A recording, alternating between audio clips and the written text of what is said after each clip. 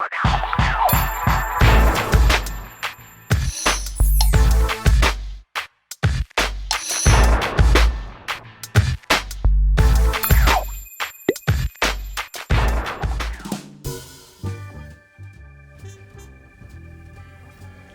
अच्छा नींबू पानी है Anjali. Thank you so much Ankit. अरे अंकित, आपको याद है हम उस दिन पुनरुत्थान और जीवन के बारे में बात कर रहे थे? मैं अभी हाल ही में उस बारे में सोच रही थी। क्या सोच रही थी? यही अंकित कि एक बार जब यीशु मसीह आएंगे तो जो मरे हुए लोग हैं वो हमेशा के लिए जी उठेंगे और परमेश्वर के साथ वास करेंगे, लेकिन जो अविश्वासी लोग हैं वो हमेशा के लिए मानो उनकी आत्मा परमेश्वर से दूर हो जाएगी।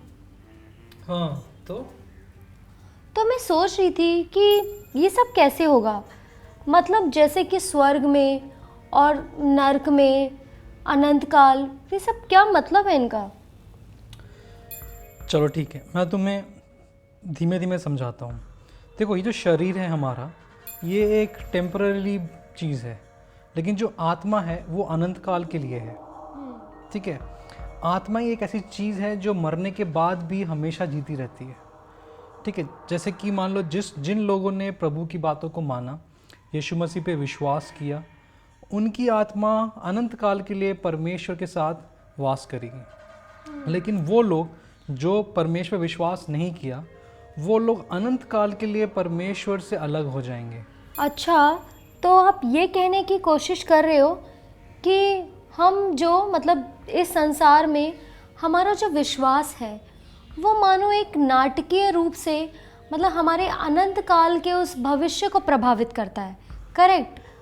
और लेकिन हमारे जो ऊपर इतना दबाव है अंकित, वो सब किस लिए?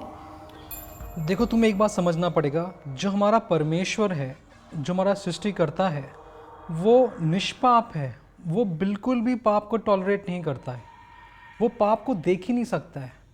अगर हम जो लोग विश्वास किए हुए हैं, अगर हमें आज अनंत काल का जीवन मिल रहा है, तो इसलिए नहीं कि जो हम अच्छे हैं, इसलिए कि हमारे पापों को क्षमा मिली है।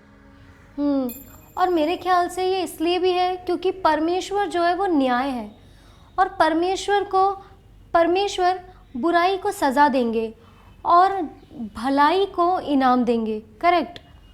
और अंकित, हम हमेशा सोचते होंगे कि क्यों परमेश्वर मतलब इस संसार की बुराई के खिलाफ में जल्दी रिएक्ट नहीं कर रहा है या कुछ बोल नहीं रहा है, परमेश्वर इतना समय क्यों लगा रहा है।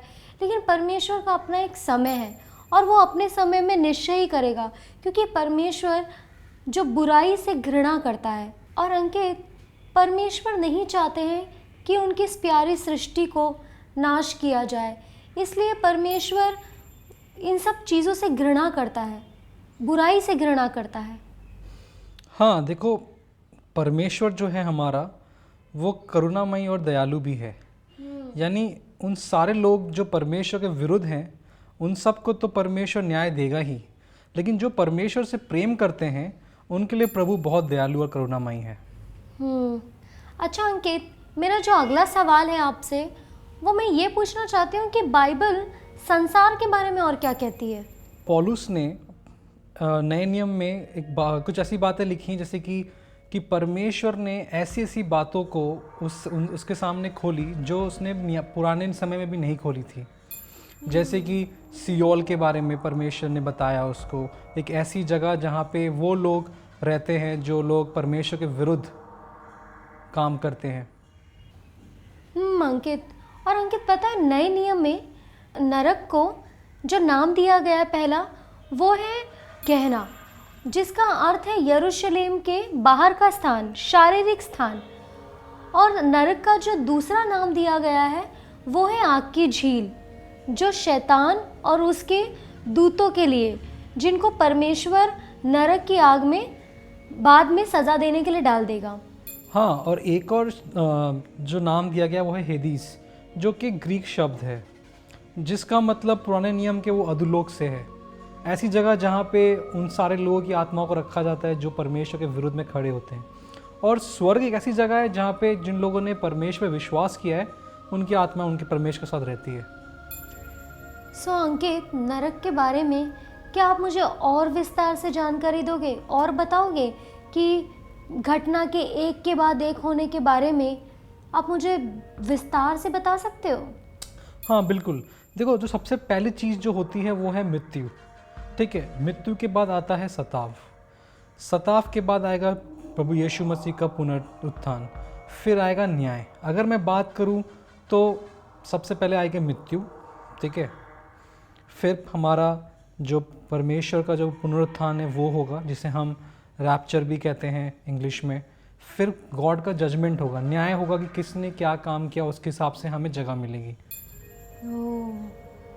और नरक के बारे में? नरक तो एक ऐसी जगह है जहाँ मानो बहुत अंधेरा हो और बहुत सताव और बहुत कलेश और बहुत दुख होगा, बहुत पीड़ा होगी वहाँ पे। ऐसी जगह मानो जहाँ पे परमेश्वर का अनुग्रह नहीं होगा।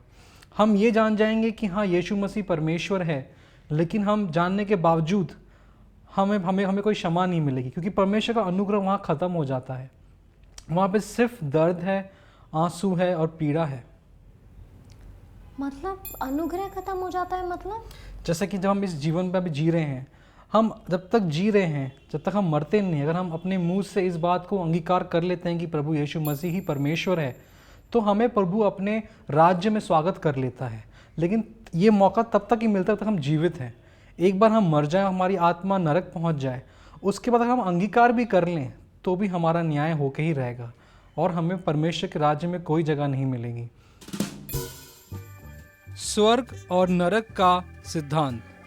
जब शारीरिक मृत्यु होती है तो हमारी आत्मा अनंत काल के लिए परमेश्वर के पास चली जाती है। अगर हम परमेश्वर पे विश्वास करते हैं तो वो आत्मा स्वर्ग चली जाती है, लेकिन अगर हम परमेश्वर पे विश्वास नहीं करते हैं तो हमारी आत्मा अनंत काल के लिए नरक में चली जाती है। हमारा सृष्टिकर्ता परमेश्वर पवित्र है, परमेश्वर निष्पाप है और पाप से घृणा करता है। परमेश्वर अच्छा है और अपने समय में वो न्याय को करेगा। और हमें अपने आप को चौकसी रखनी है कि प्रभु यीशु मसीह के वापस आने तक हम प्रभु के राज्य में बने रहें, और हमें प्रार्थना करनी चाहिए कि हम और लोगों को परमेश्वर के पास ला सके ताकि वो नरक से जाने से बच सकें। आप सही कह रहे हो अंकित।